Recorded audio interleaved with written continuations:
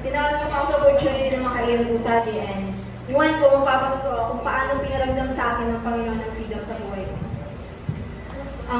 Freedom is not about our right to do what we want, but the ability na gawin ang dapat.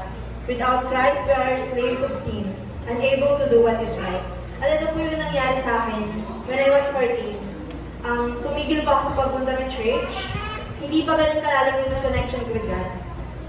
Ang dami kong mga balakot na rason para hindi pumunta ng church, nabarkada, napupuso mga maling bagay.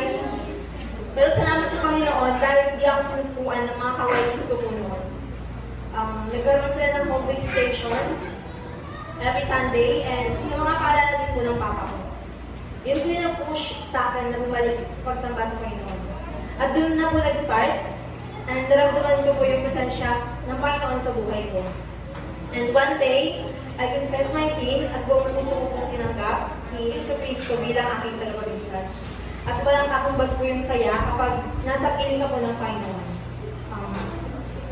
That feeling po na you are connected while praising Him, and hindi po ako nakaramdam ng inggit sa kapwa, hindi ako nakaramdam ng pagkapot sa kapwa. Kahit may ginagawa sila masama sa akin, or may sinasabing sila na masama, ang ginagawa ko po noon is pray. I always pray po.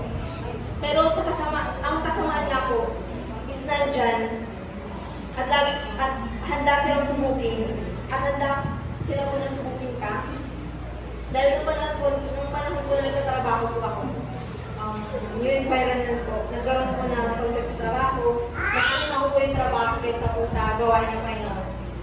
And nandun na po lahat, natutuwa akong magalit sa kapwa akong trabaho, and nagkaroon ako ng maling desisyon sa buhay.